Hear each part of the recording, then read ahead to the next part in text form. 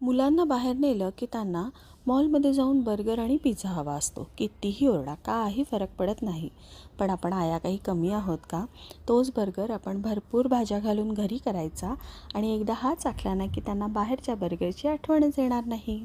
एका परातीमध्ये 2 उकडलेले बटाटे किसून घेतलेत, एक कांदा, शिमला मिरची, गाजर किसलेला आहे आणि कॉर्न आणि वाटाणे उकडून घेतलेत, कोथिंबीर आणि बारीक चिरलेली हिरवी मिरची. त्यामध्ये चवीपुरतं मीठ, काळी मिरी, चाट मसाला आणि हे आहे ओरेगॅनो.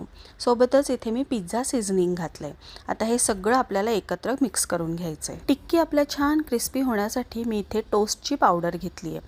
टोस्ट म्हणजे आपण जे चहाबरोबर खातो ना, ते 6 टोस्ट मी मिक्सरला लावले आणि त्याची पावडर घातली. तुम्ही याऐवजी तांदळाचं पीठ किंवा कॉर्नस्टार्चही घालू शकता. आता आपलं मिश्रण आहे ना, त्याच्या आपल्याला जेवढ्या साईज आहेत ना, म्हणजे आपले बर्गरची जी पावाची साईज असते ना, तेवढ्या आपण टिक्क्या करून घेऊया. हे बघा, या पद्धतीने. आता टिक्क्यांना व्यवस्थित कोटिंग येण्यासाठी मी इथे कॉर्नस्टार्च घेतलं आहे 1 चमचा. त्यामध्ये थोडं पाणी घालून ह्याची अशी स्लरी करून घेतली आहे.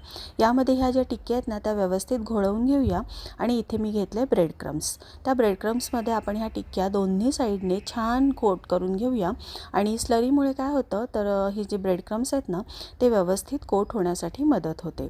आणि आता या अशा टिक्क्या करून तुम्ही फ्रीझरमध्ये साधारण 15 दिवसही ठेवू शकता. अगदी छान राहतात. सगळ्या टिक्क्या करून झाल्या की आपण फ्रीजमध्ये सेट होण्यासाठी अर्धा तास ठेवून देऊया. तोपर्यंत आपण बर्गरची चव अजून वाढण्यासाठी एक ड्रेसिंग करूया. त्यामध्ये मी उभा चिरलेला कांदा आणि कोबी घातला आहे.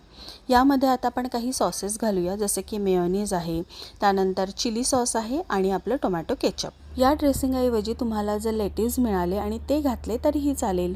आता आपण बर्गरच्या टिक्की छान सेट झाल्यात, त्याला शॅलो फ्राय करून घेऊया. तव्याला मी थोडंसं तेल लावून घेतलं आणि त्यावर आपण ह्या टिक्की दोन्ही साईडने मीडियम फ्लेमवर फ्राय करून घ्यायच्या आहेत, म्हणजे त्या छान क्रिस्पी होतात.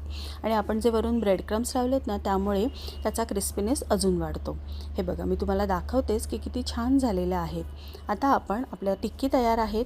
तर आता बर्गरचे जे पाव आहेत ना, ते सुद्धा बटर लावून मी इथे शेकून घेते. ते अगदी ऑप्शनल आहे, पण एकदा मी सांगते म्हणून या पद्धतीने शेकून घ्या, म्हणजे तुमच्या बर्गरची चव ना अजून वाढते.